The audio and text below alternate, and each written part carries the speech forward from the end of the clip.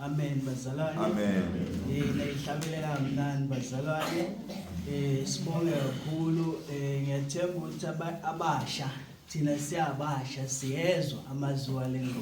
Amen. Ayithushile umzalwane manje usifundisile umzalwane uNdebele esimbonga kakhulu bazalwane ngalesifundo ecede ukusindulisa esibaluleke kakhulu empilweni zethu ukuthi kufanele simkhonze nangengqondo. Ekuhlabeleleni bazalwane sihlabelela nangengqondo ukuthi understand ukuthi wala ukuze ukwazi ukuthi uzoyasho uPaul ukuthi siyakhona to admonish each other ngani ngawo amahuba nini mawuphansi siyakhona ukuthi sihlabelele uNkulunkulu ulalela amazwi akuvuse. Angithi kuyadlula ke ini ubusha kuyadlula uyasha ngithi nizwila ngithi umuntu ukudala kungakenzini ungakangehleli behlelana ukudala bazalwane. For example emsebenzini kusebenza noBaba Sithole siyi2 kuphela esilaphayana. This year we are retire uBaba Sithole ngoNovember. Hey sekamdala bazalwane icompany ithi masona 65 i-retirement yakho inge-birthday yakho. So bheka lesikhathi leso beyibusebenze 40 years or 35 years kubudlalile asesemusha bubuya jabulela ukuyoretire bubuya khala manje usafuna ukusebenza ikhanda ufuna ukuqala phansi la sangasenamandla khona bazalwane. NakuNkulunkulu kunjalo usakhona ukuthi unamandla ukuyoshumayela unamandla ukuthi usebenze unikele. Kubalekile ukuthi usebenzise le chance. Iyafika iretirement lapho usathole neincome manje. Awusakhona ukuthi unikele. Awusakhona ukuthi uyoshumayela. Yayibo inyawo sezihlezi njani zibhlungu. Amadollars awasavumba salwane. Kodwa ungajabula ke kulokho ukwenzile ukuthi umsebenzele isikhathi sesenjani sesekhona bazalwane. Sizokhuluma nabasha kulesifundo lesi ukuthi uNkulunkulu usesekhona uyasetshenzelwa bazalwane ebusheni bakho. Uqala manje umzalwane deyidenda uqinisile ke lapho mzalwane ngoba akusesabasha kuphela lesifundo sebhekise futhi nakubazali ngoba lo omusha ngeke asebenze angabonanga wena ukuthi kuyasetshenzwa. Amen. Fanele abone kubani kuwe bazalwane. Sibongeke bazalwane kubazalwane baseVetport ngethime enhle kanje bazalwane ukuthi sikhumbule singakakhohlwa. Ukukhohlwa ke bazalwane into ekhona. Yikho uNkulunkulu asinikile isizwe. Kubuyazi ukuthi asikhohlwe uNkulunkulu kuba alikho bazalwane. So likhona ngaleyo nhloso ukuthi sihlezi sikhumbuzane. Ngoba senzani siyakhohlwa siyabana. Umzalwane usinikile sonke kuthime yethu kaDeuteronomy nami unginikile bazalwane isifundo esithi khumbula uJehova uNkulunkulu wakho ekuphi ebusheni bakho. Ngiyajabula mangilanga ngiyabona abantu abasha bakhona. Ngiyabona abazalwane engibaziyo ukuthi kudala bakhona ebandleni. Baqala kudala ukumsebenzela uNkulunkulu namanje basesela. Umzalwane uyasho ukuthi ubhabhadise 1984. 84. Hey nami bengisesemncane ngabe ngina 4. Yabona ukuthi umsebenzele kwaze wafika u2025. Yena akaqedi usaqhubeka umzalwane. So leyo nto ibalekile ukuthi usebenza usesenamandla ngithi usebenza kusakhanya ubumnyama bungakafiki. Cela sibheke incwadi asiphe kuzona umzalwane umshumayeli chapter 12 verse 1 sifunde no Deuteronomy chapter 6 sifunde verse 7 ukuya ku8 bazalwane. Umshumayeli Ecclesiastes chapter 12 verse 1 bese sizofunda futhi ku Deuteronomy chapter 6 verse 7 no 8. Futhi khumbula umdali wakho emihleni yobusha bakho, zingakafiki izinsuku ezimbi, ingakasondeli iminyaka osho ngayo ukuthi angithokozi ngayo. Silapho umzalwane ubeke itheme yokuthi khumbula. Uzuyasho ukuthi funa ukhohlwa ngithi. So silandela amazwi athi khumbula uJehova ngithi your creator in the days of your youth. Ngoba kuyafika uyini ubumnyama bazalwane. Cela sifunde futhi uDeuteronomy 6 verse 7 ukuya ku8. So ubheke kumzali. Ayilo mntana uyakhumbula manje ini uJehova fanele amkhumbule uJehova insuku zakhe einsukwini zakhe ezinjani zobusha bakhe. So umzali manje uDeuteronomy sekasitshela ngomzalo ukuthi udlala yipi indima ekuthenini lo mntwana akhumbule ubani uJehova einsukwini zakhe zobusha bakhe. Ngicela siyifunde Deuteronomy chapter 6 verse 7 and 8. Ubafundise impela wona abantwana bakho. Uwakhulume lapho uhlezi endlini yakho, nalapho uhamba endleleni, nalapho ulala, nalapho uvuka. Verse 8. Uyakuwa bopha abe luphawu esandleni sakho, abe isikhumbuzo phakathi kwamehlo akho.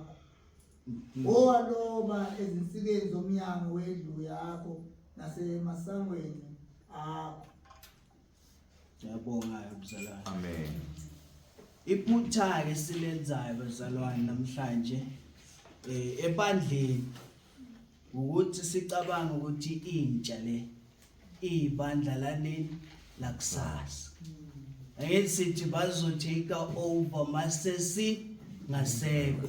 Meaning youth abo future abothando ibandla lanini lakusasa.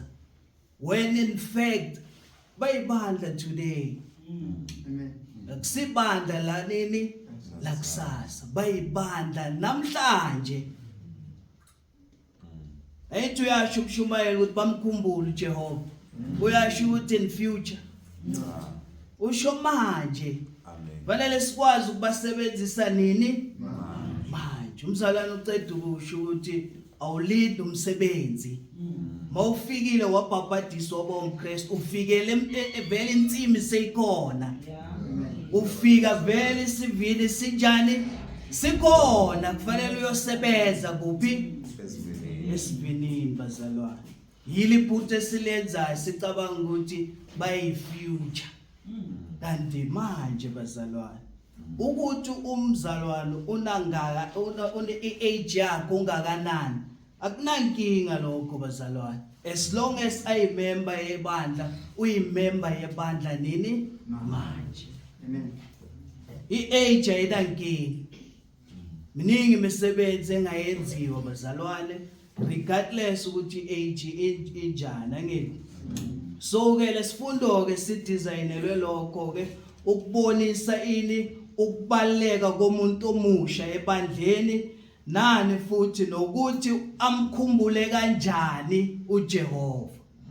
Futhi sidesignelwe ukuthi sibonise ini iduty yama parents ekutraining intsha ukuthi ihambe ngendlela kabani kaNkulunkulu. Angithi sinendlela esihamba ngayo. Amen. Uyasho esikhathi uPaul kuseSawule bekazingela abaleyo ndlela. Kusho ukuthi khona le ndlela ekufanele ihanjwe.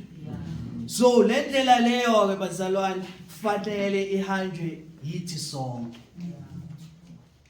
ibandla lokuqala, the first century church, belinani abesilisa nabani?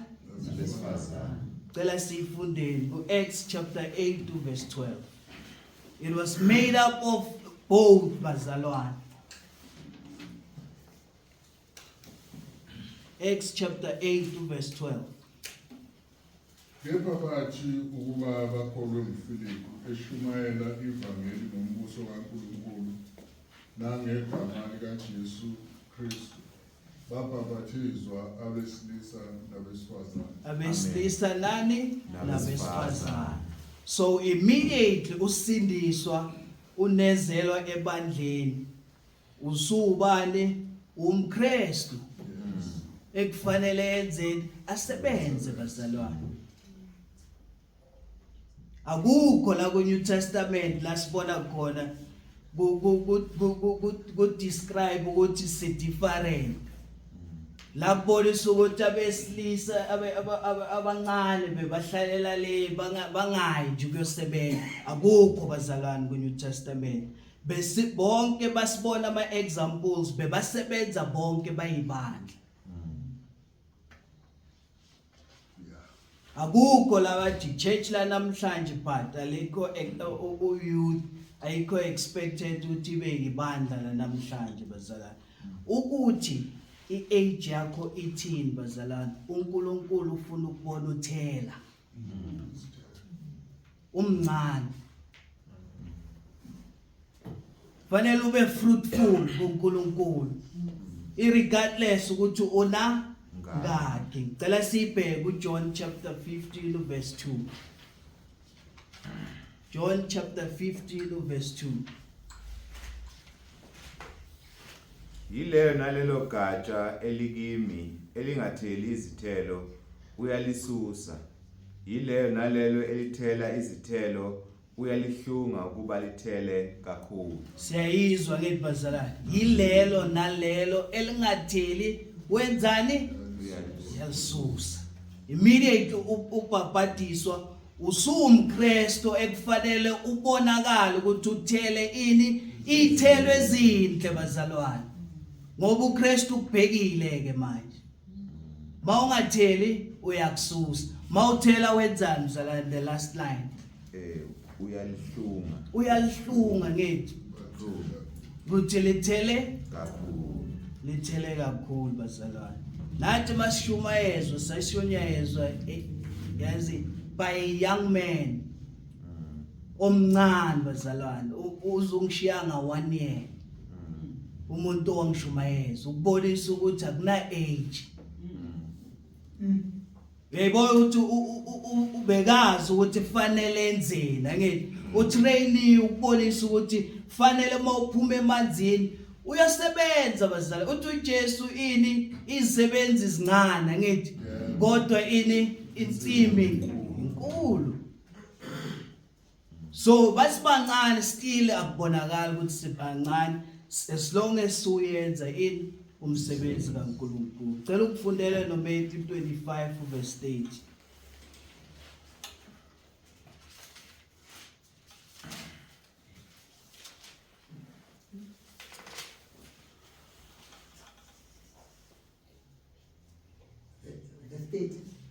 Yeah. Leyo nceko engasiziyo iphonsene kumnyameni ongaphandle lapho kuya kuba khona ukukhala nokugedla amazinyo. Siyayibona ke bazalwane. Fana nokuthi thina sithi umzalwane usebhabhadisiwe kodwa usesemncane. Sithi thina enzeni aphosele emlilweni. Ngoba simnika umsebenzi ukuthi abonise ukuthi ufuna ukusebenzela uNkulunkulu. So uthini mzalwane lapha iphinde futhi. Leyo nceko Engasiziyo kufanele asize. Masingamnikeza umsebenzi sile sithe uNkulunkulu amenzeni amlahlele emlilweni. Sithi uzosebenza kusasa in future masengingasekho. Masangasazi ukuthi ayenzeni ngoba kumele umtrain usese khona. Nami ungitrainile lo baba engikhuluma ngayo uthi uyahamba. Uzosala mina ngithi uzoqhubeka ngenze lo msebenzi ebeka uyenza. Amen. So kubalekile ke bazalwane ukuthi nathi sibatrain ukuthi basese kumnyama sazi ukuthi baqhubeka. Ayithandi insimi ngokuhamba nawe wena oyenzani oyithandayo insimi. Amen. Nami ngithe mangicela ukubhabhadiswa bazalwane umzalwane umdlalo wesemina ngimaze kanjalo. Athi umzalwane ngicela uze kwami mzalwane siyoshumayela. Amen. Ayikenya thengize ukushumayela kuphela. Saphuma nomzalwane siyoshumayela ukubonisa ukuthi uyakubona ukubaleka kwani kwebandla. Umsebenzi womuntu omusha bazalwane usese uyafana nomsebenzi wethu sonke. Amen. Akunamehluko la. Masiyofuba kufanele siyosindisa imiphefumulo elahlekileyo. Naye fanele abe njani? Abe khona lapho. Naye une responsibility umthwalo wakhe ukuthi ashumayeze abalahlekileyo. Umuntu omusha naye unomsebenzi ukuthi akhulise ibandla. Lawazi lo. Naye fanele ame la phambili enzeni a-edify abazalwane ibandla likhule. 1 Corinthians 14 verse 12.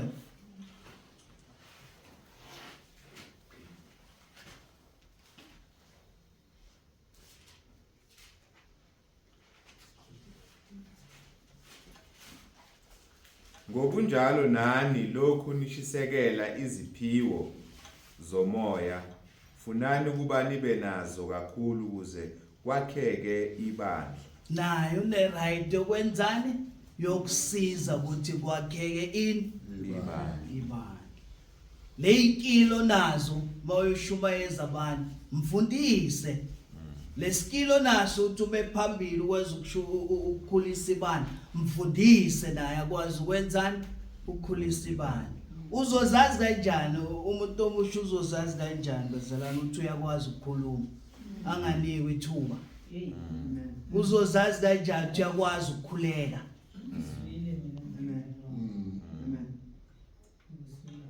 Naye unani unomthwalo bazalwane wokusiza wonke umuntu. Galatians 6 verse 10. Naye unawo lo mthwalo wokusiza wokwenza okuhle kubo bonke. Ngakho ke njengokuba sinethuba asenze okuhle kubo bonke kepha ikakhulu kwabendlu yokukhona. Nawe unawo lo mthwalo umuntu omusha wokwenza okuhle kuphi Kubo bonke. As long as lo muntu omusha bazalwane nikizwe kahle, as long as lo muntu omusha aqualify futhi akhona ngithi asikwazi phela ukubeka esimbonayo ukuthi unjani akaqualify. uNkulunkulu nama requirements ngithi asivele sibheke nje umzalwane uyenzile example ukuthi eZion bavele bathi hey so ubangile wena thina sikwenzi lo kunama requirements ebandleni umuntu omusha kufanele enjani awamithe bazalwane ukuze akhonze uNkulunkulu. I-requirement yokuqala bazalwane umuntu omusha kufanele abe nayo ukuthi azihlanze. Awukwazi ukubeka umuntu omusha osahamba amaphathi bazalwane. Yes. Funeka onjani ozihlanzile wahlambululuka ngithi cela sifunde nayo leyo bazalwane kuPsalms 119 verse 9. Amahubo 119 verse 9. Insizwa iyakuyihlanza kanjani indlela yayo na? Ngokuqaphela okwezwi lakho. Nayo umuntu omusha kufanele azihlanze ngani ngezwi likaNkulunkulu. meaning olaziyo futhi aliyenza ngithi ithi futhi ihambela lapha ekuthenini asizwa kuphela siyayenza manje Amen. angithi abazawa akekho ongashonga umdlalo ufundisile ubaba uMloyi ufundisile ubaba Ndebele so far akekho ongashonga ukuthi siyalalela siyenze asithi umuntu omusha akwazi ukuquote nje khona bakwazi ukuquote nje amavesi kodwa abawayenzi umuntu omusha fanele ahlambulule izindlela zakhe mangabe bekajola uyeka ukujola mangabe bekaba amaphathi uyeka lawo maphathi mawuna abangana babi uyabashiya umuntu omusha uhlambulula indlela zakho ngezwi likabani likaNkulunkulu umuntu omusha kufanele enzeni adumise uNkulunkulu bazalwane ebusheni bakhe cela sifunde na khona la ku Psalms 148 uverse 12 no 13 uNkulunkulu ushilo umzalwane okhulumile phambi kwami ukuthi siyabantu abadalela ukuwoshipa even to praise akithi wazobhekisa khona aba praise inyoka but thina umuntu omusha fanele praise ubani uNkulunkulu Psalms 148 verse 12 and 13 nani izinsizwa nezintombi nani maxhegu nabafana mabadumise igama likaJehova ngokuba ngelakhe igama lodwa eliphakeme inkazimulo yakhe iphezulu komhlaba nezulu Amen. fanele ube khona la kudunyiswa ubani uNkulunkulu ungathi namhlanje ngiyasala bona abazali bayageza bayaphuma bayodumisa uNkulunkulu uthi mina ngiyasala Sabuka TV. kunemuvi engizayibuka ku TV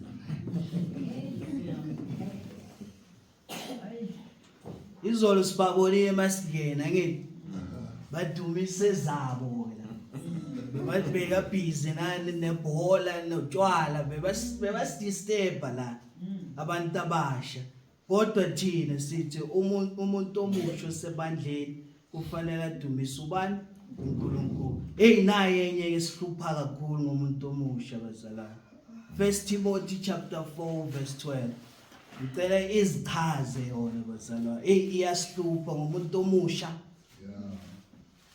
umuntu omusha kufanele abalekele lokho kuzokhulunywa la 1 Timothy chapter 4 verse 12 verse 12 makungabikho umuntu odelela ubusha bakho kepha yiba isibonelo kwabakholwayo ngezwi nangenkambo nangothando nangokholwa nangokuhlanzeka akusuku okay cela sibheke usecond Okwesibili. ehe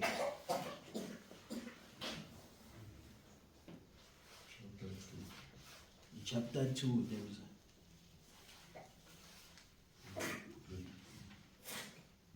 22. yeah belufunde kepha balekela yebo msalwa balekela ini izinganuko zobusha ayithi zikhona kodwa yena kufanele enzeni Azibalekele. azibalekele base Ngenyawo zombili. ngani enyawo zombili ngina 37 this year ngishade ngenamntwana mina ayikho into engilandelayo Amen.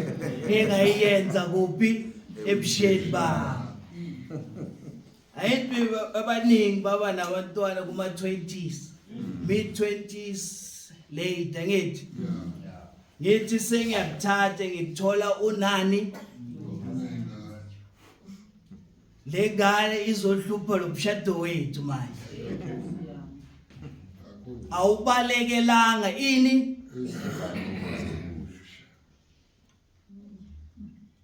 ngicela sizibalekeleni bantabasha yiyenye requirement le yokuthi senzeni umuntu omusha akwazi ukuseva uNkulunkulu ngenhliziyo enjani emhlophe balekela inkanuko baleka 1 Peter chapter 2 verse 9 yiyo into ebahlulayo ke leyo bazalwane abantu bethu abasha 2 verse 9. yebo bazalwane 1 Peter chapter 2 verse 9 Kepha nina niluhlanga olukhethiweyo ubuKristu obobukhosi isizwe esingcwele abantu abazuziweyo ukuze nishumayele ubukhosi balowa nibiza niphume ebumnyameni ningene ekukhanyeni kwakhe umane ebumnyameni angithi that's another requirement umuntu omusha kufanele aphume kuphi ebumnyameni. sekukhona umoya omusha ke la bazalwane umzalwane ukhulumile ngawo izolo ubusangoma angithi ugcwele bazalwane uyasihlupha manje usestylile emafamilini wethu sekukhona abantwana abancane sebathi bangenwa ama voices sebalawula abantu abadala athi ungeno umkhulu wala bamlalele nabo bam-entertain baze baye kuphi bayohlola bathi basuke bomnyameni angithi that's a requirement ukuthi suka ebumnyameni umuntu omusha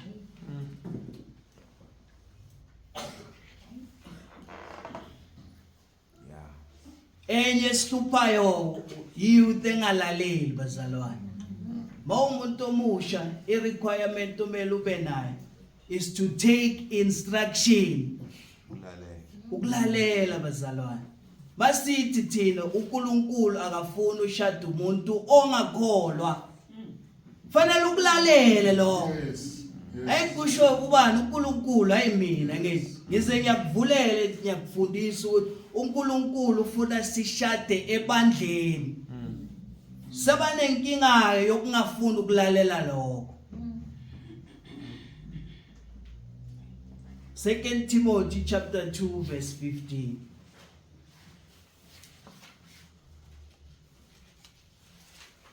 umuntu omusha you must be able to take instruction fundiseka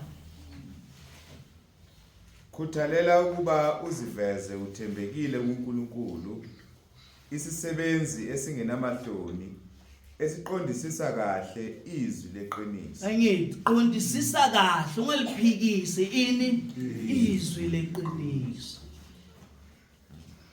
une right yokuyohlola ngithi umzalwane ushilo vele kufanele uhlolisise ungathathi konke sinjani esikusho kodwa esikhiphile kumayelana nezwi likaNkulunkulu kufanele ukuthathe umuntu omusha that's a requirement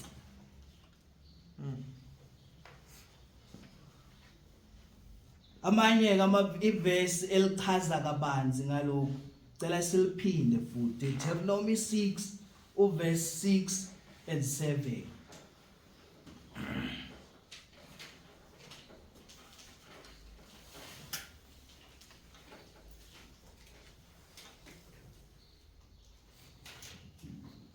lawa mazwi engikuyala ngawo namuhla ayakuba senhlizweni yakho ubafundisa impela wona abantwana bakho uwakhulume lapho uhlezi endlini yakho nalapho uhamba endleleni nalapho ulala nalapho uvuka uyakuwabopha abe luphawu esandleni sakho abe yisikhumbuzo phakathi kwamehlo akho wowaloba ezinsikeni zomnyango wendlu yakho nasemasangweni akho umzali ke bazalwane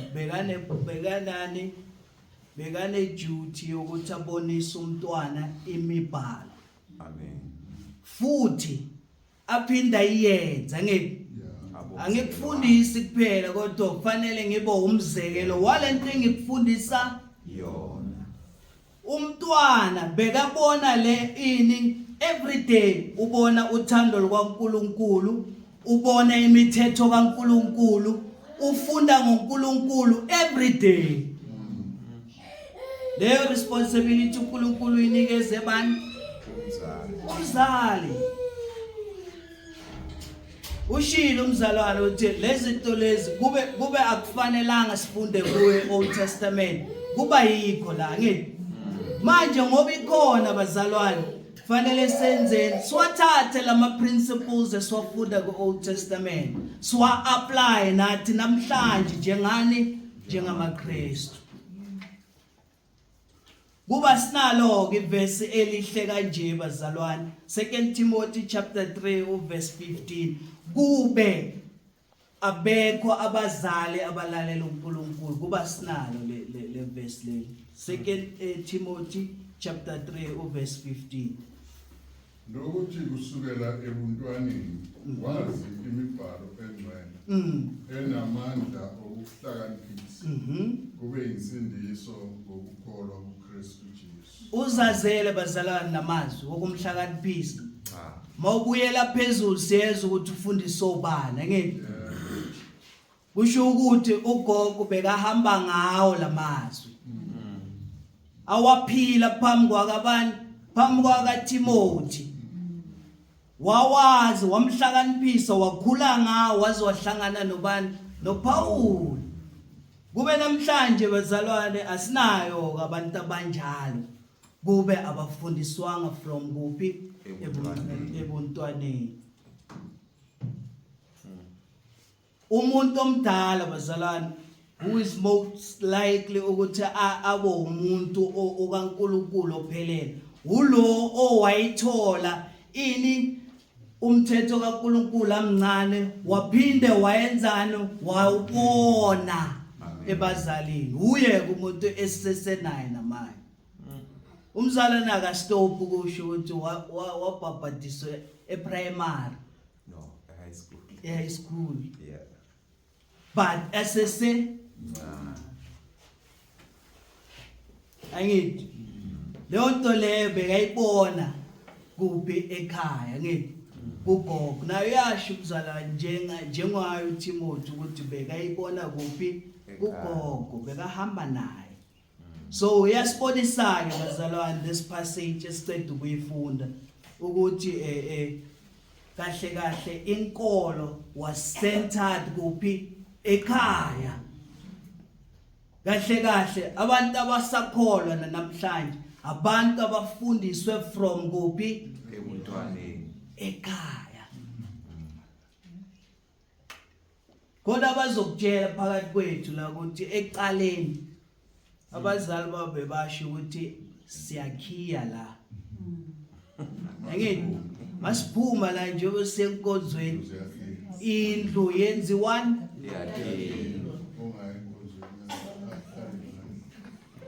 ungaya enkonzweni akaphume.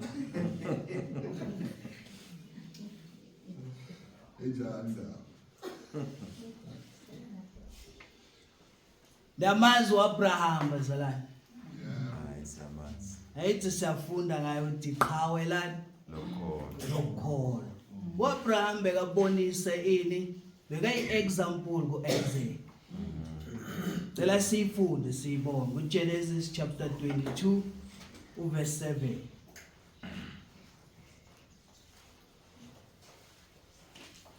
Njengoba namhlanje abantwana bethu basibona bazalwane simaphambi kwenu senza Lord Supper sifundisa iplan kaNkulunkulu le ukuthi akubone wenza kanjalo.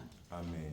One day bazalwane uzothi ukhohliwe lana ukubeka isinkwa ukhunjuza untokozo athi baba siphi in ngoba umfundisile ngane by example.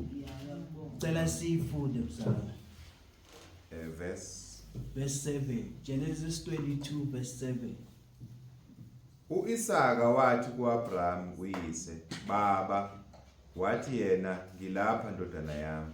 Wayesethi bheka nangu umlilo nezinkuni, kepha iphi imvu yomnikelo ezakushiswa na kubuza bani bazalwane? umntwana. Kubuza uIsaya ngithi kuyasho ukuthi uke wayibona lento ezoyenziwa la.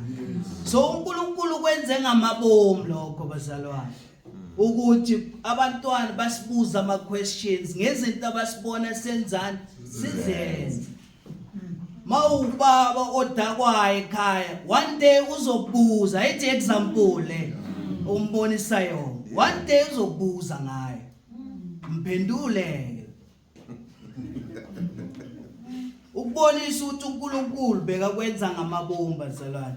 Exodus chapter 13 verse 8 bese ujumpela ku 14 no 15 to show ukuthi vele bekafuna uNkulunkulu ukuthi babone babuze labantwana baphinde baphenduke. Exodus chapter 13 verse 8 bese uya ku 14 no 15. Uzakutshela indodana yakho ngalolo suku uthi kungenxa yalokhu Jehova angenzela khona ekuphumeni kwami eGibhithe. Then verse 14. Kuyakuthi lapho indodana yakho izobuza vele ngesikhathi esizayo ithi kuyini lokhu wothi kuye ngesandla esinamandla uJehova wasikhipha eGibhithe indlu yobugqili. Angithi bazalwane nathi sizokwazi ukuphendula mabuza ukuthi baba kungani sihlepula la.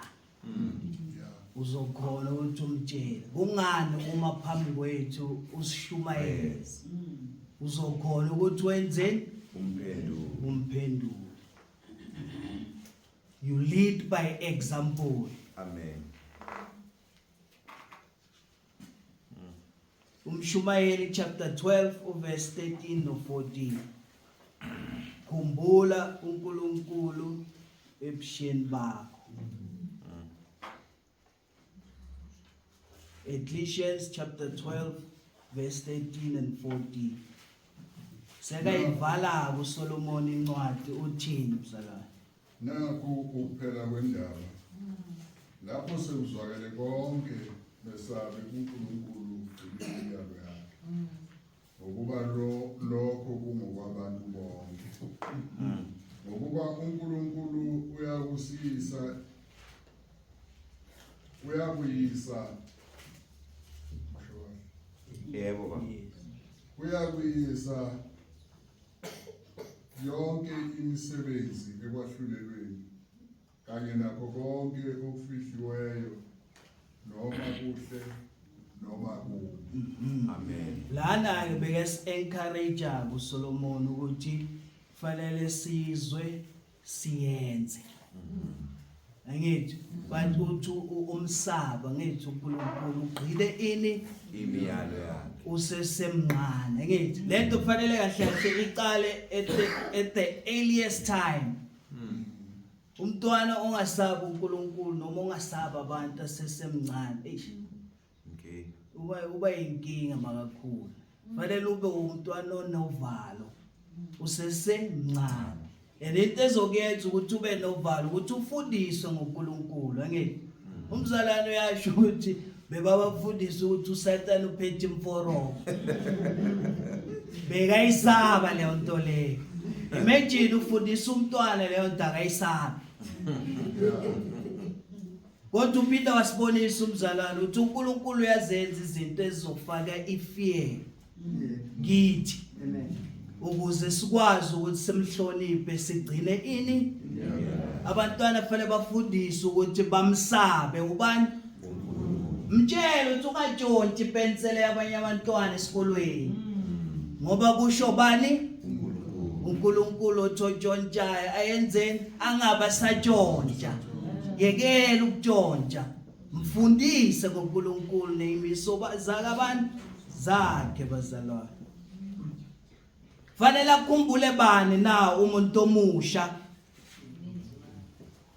umenzi wakhe ngithi icreator yakhe sonke senziwe ubani uNkulunkulu. Yazi ungayinyatha le verse lele sizolifunda bazalwane khona abantwana bangakwazi lokho. Genesis chapter 1 uverse 26 no 27.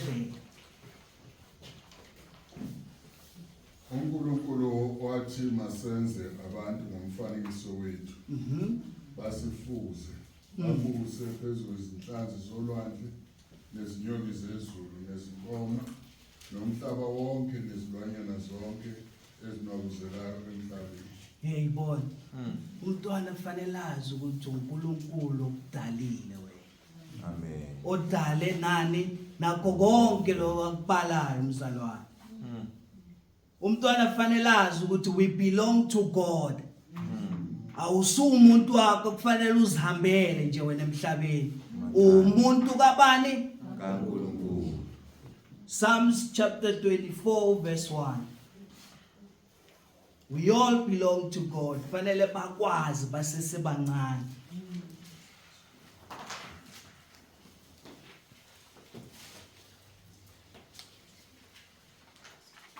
Umhlaba ungokaJehova nokugcwala kwawo, izwe nabakhileyo kulo. Angithi ungokabani?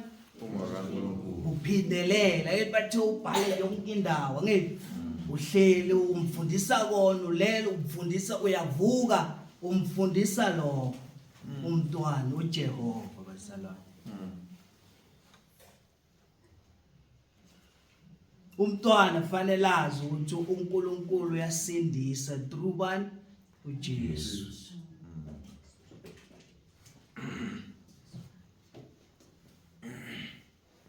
Umntwana kufanele azi bazalwane. Cela sifunde 1 Corinthians chapter 2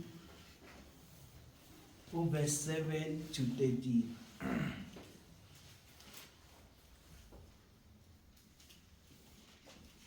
Ukuthi ukhuluma ngani uNkulunkulu. Kodwa sikhuluma ukuhlakanipha kukaNkulunkulu. Uhlakanweni efihliweyo uNkulunkulu akumisela ngaphambili kube inkazimulo yethu kusukela kwaphakade okungaziwa namunye wababusi balesi sikhathi ngokuba uma bebekwazi babe ngayi kuyibethela esiphambanweni inkosi yenkazimulo kepha njengokuba kulotshiwe ukuthi lokho iso elingakubonanga nendlebe engakuzwanga okungavelanga enhliziyweni yamuntu uNkulunkulu akulungisela abamthandayo ngokuba kithina uNkulunkulu ukwambulile ngomoya ngokuba umoya uhlolisisa konke yebo nokujulileyo kukaNkulunkulu. Siyabona ukuthi kufanele umfundisi ukuthi umbhalo uze ngomoya engcwele ngithi wakhuluma uNkulunkulu ngabaprofeti nabapostoli bakhe abaye basilobela phansi iBhayibheli bazalwane. Khona abantu sekhona ifundisi dala zikhona kodwa ezidiscredit iBhayibheli. Wena umsebenzi wakho kufanele umbonise lokho ukuthi iBhayibheli lizwi likabantu likaNkulunkulu wasebenza kanjani. Siyamuzwa ngedlapha. Bese ke basilobela lona phansi ukuthi masifunda sizokwazi ukunderstand ngithi. Kusho ubani lo Ephesians chapter 3 verse 3 no 4. Ngoba se Efeso chapter 3 verse 3 no 4.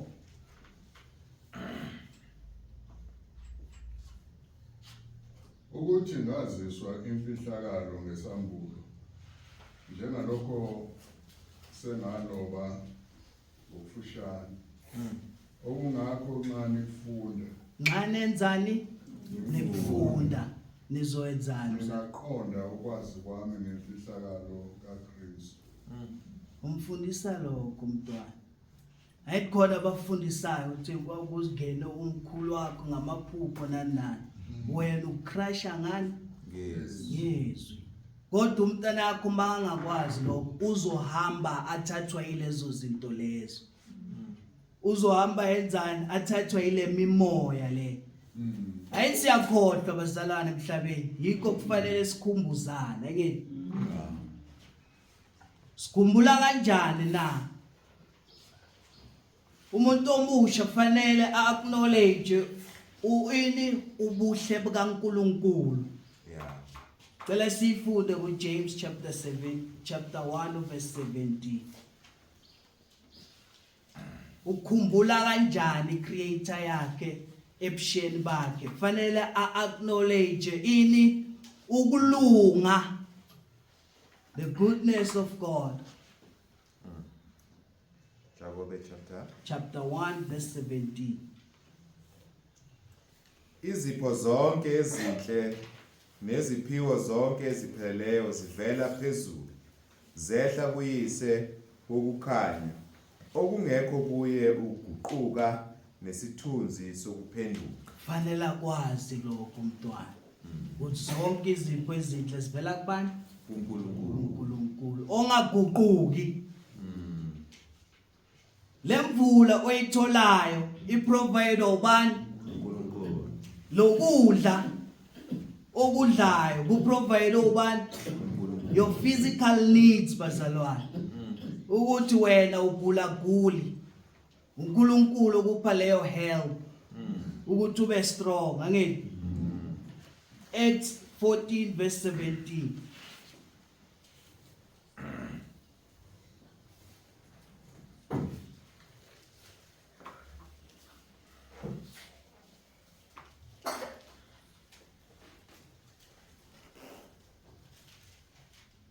Seventeen, 14. 14:17.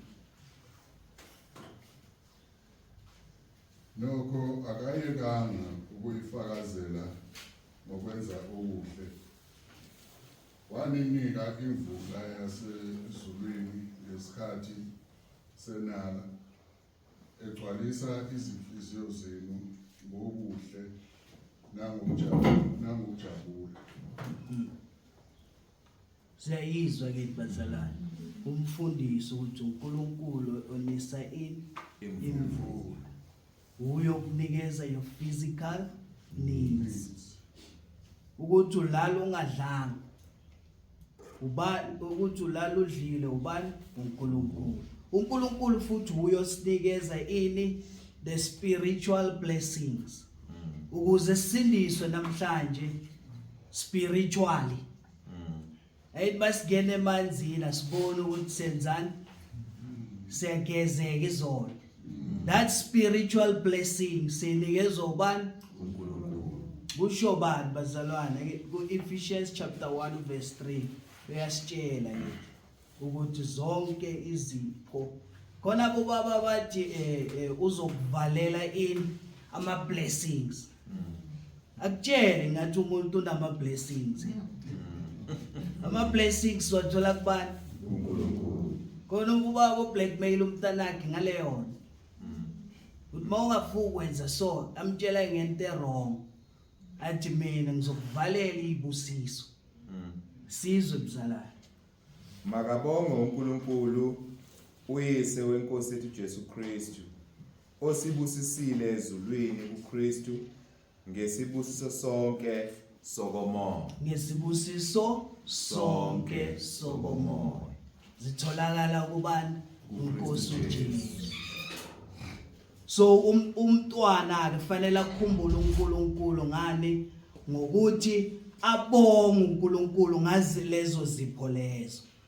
Psalms chapter 75 verse 1.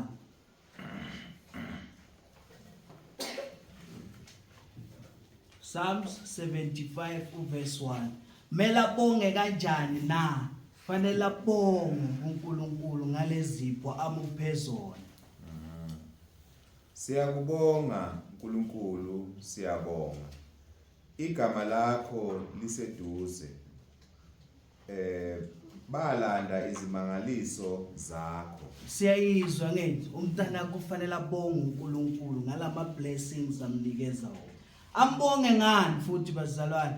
Ngokufunda izwi lakhe futhi ayenzeni azindla ngalo. Lelo kumthola azifundele izwi likaNkulunkulu ayenzani futhi azindle ngalo. ukuthi uyazindla ngalo uzobuzwa siyakubuza iquestion ekhe yasho ukuthi khona into azindla ngayo kabantu kaNkulunkulu fanele abonge uNkulunkulu ngokugcina imiyalo angezwa kuphela just to please you emehlweni wakho kodwa kufanele akwenze lo ubone mawuthi uyenkonzweni nanginayo yageza wenzani uhamba nawo seka wenzile umyalo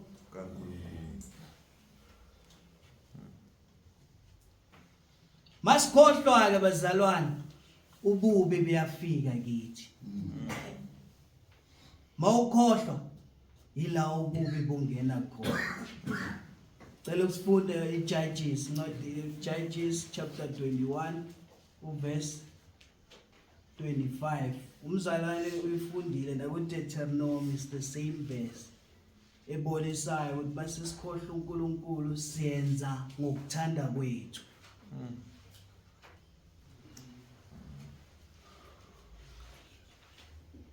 when we forget God we do evil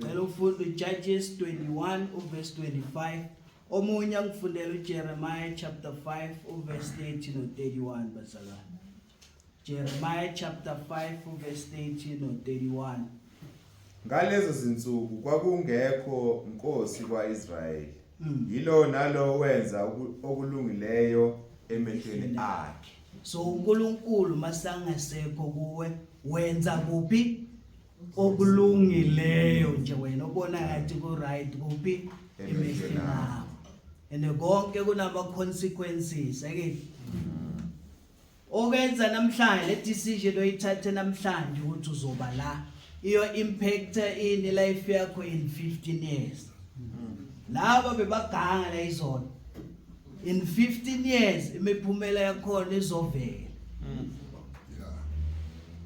cela uyifunde mzalwane Jeremiah chapter 5 verse 30 no 31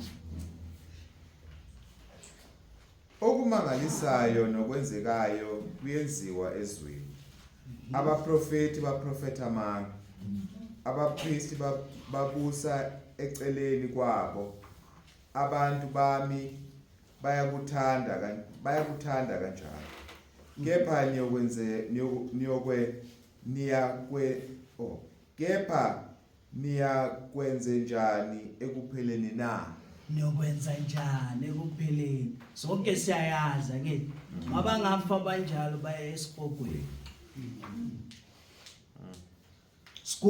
ukhumbula nini kumuntu omusha ethi sithi ukhumbula kanjani sesindlulile manje sithi ukhumbula nini lishilo lathi kuphi ebusheni angithi uMshumayeli 12 verse 1 and 2 lithe ebusheni kunama benefits ke bazalwane ekobeyeni uNkulunkulu ebusheni eyokuqala ibenefit ukuthi uavoid ama regrets masomdala ukuzola ukuthi ngiyazola ukuthi ngayiyenzelana lento 15 years ago uyayiavoid leyo nto leyo okwesithu uavoid isono esidestroy impilo yakho ayinje wesisho ukuthi asiveli same time kwabanye siyovela nini in future sesikudestroyele ini ikusasa la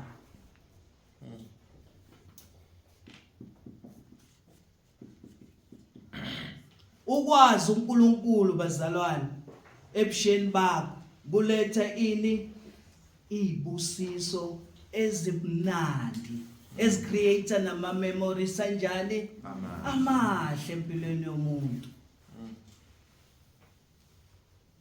mase kukwehlela ukudala ukusalayo usele nani nama memories amahla ukuthi mina ngobusha bami angezenzana izinto ezenziwa yilapho Psalms 71 verse 17 no 18 Psalms 71 verse 17 no 18.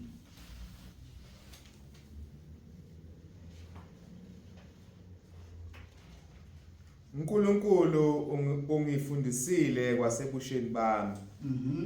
Ngizilandile izimangaliso zakho kuze kube manje. Futhi mawungangishiyi nxa ngimdala. Ngiyimpunga ngize ngishumayele ingalo yakho kuso isizukulwane. Amandla akho kubo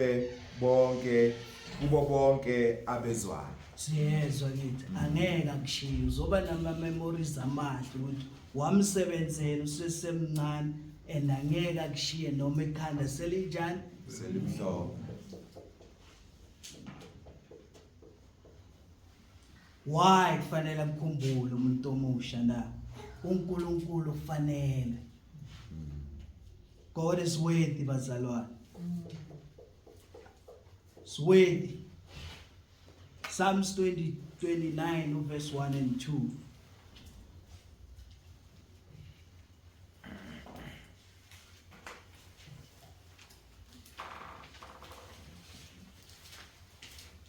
Mnikeni uJehova nina madodana kaNkulunkulu. Mnikeni uJehova udumo namandla. Mnikeni uJehova udumo lwegama lakhe. Nikhuleke kuJehova emvunulweni engcwele. Umkhumbula why fanele umkhumbule ebusheni bakho ufanele ilolo dumo ngithi Amen. uNkulunkulu wenzani futhi wa provide a salvation for you ukuthi usindiswe umkhumbulela lokho umkhumbulela impilo enhle futhi akunikeze Yona. umkhumbulela ini futhi yazi khona abantu abangasena peace nokujabula nje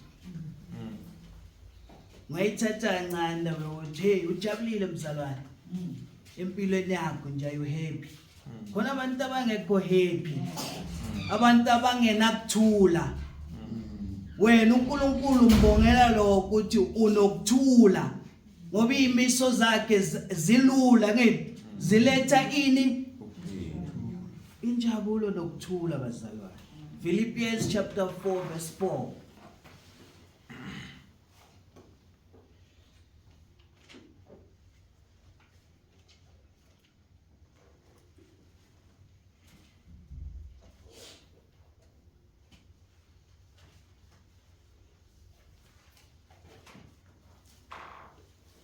Thokozani enkosini njalo njalo.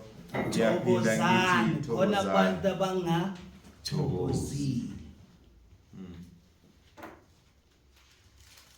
khona umuntu ongathokozani ejamuzwe ukuthi thokozani ngiyaphinda futhi ngithini Thokozani. akathokozani noma phakathi kwethu lo muntu loyo ukubonisa ukuthi akahambi nobani akajabuleli nje ukufundiswa ngobani ngoNkulunkulu akanakuthula bazali khona abantu abangenakuthula John 14 verse 27 khona abantu abangenakuthula bazali nokuthula sikufumana kuye bazalwane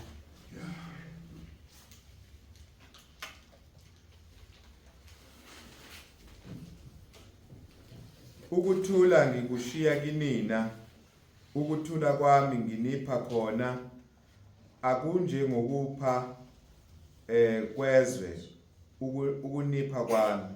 Inhliziyo yenu mayingakhathazeki ingesabi.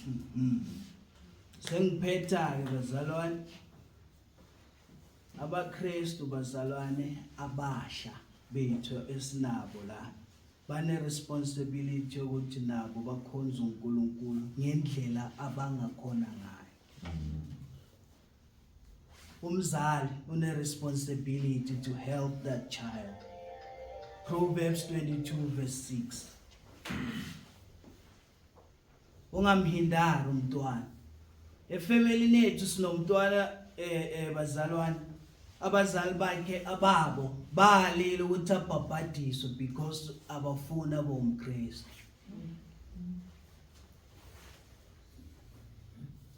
Ngoba bona bayini ama-Islam abafuni umntwana enzeni abomKristu.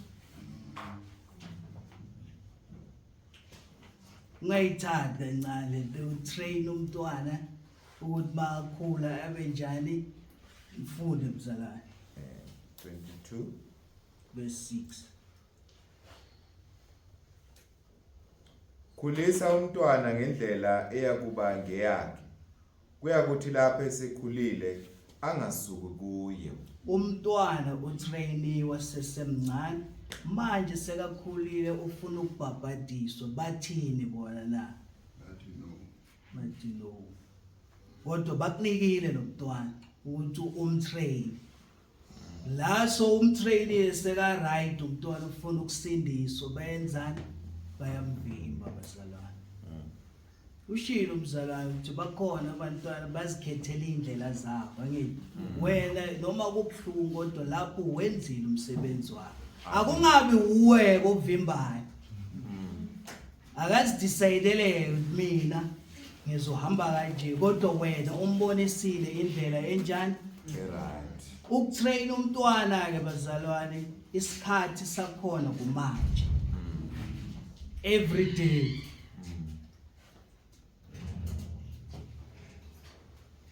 So nobuzo to the young ones ke. Niyamkhumbula na uNkulunkulu ebusheni benu na. Sibese. Amen. Again, amen. Mhlamba ngibuzanga kahle. Yeah. Niyamkhumbula bazalwane uNkulunkulu ebusheni benu. Ube niyasho la umzalwane silamos. Amen. Ukuthi ngibe la kufanele ukuthi ngiyamkhumbula ngithi. Ebusheni bami intanga zami zisendaweni zazo ngithi. Yabonisa njengoba shilo umzalwane siyanihalalisela ukuthi ube la. Uchoose ukuthi mina ngiba la ukuthi ngiyolalela ubani uNkulunkulu. If uphushiwe ke cala manje ukuthi uzenzele wena. Amen. Ungaphushe ngiyabonga bazalwane. Amen. Amen. Amen. Ichorus bazalwane.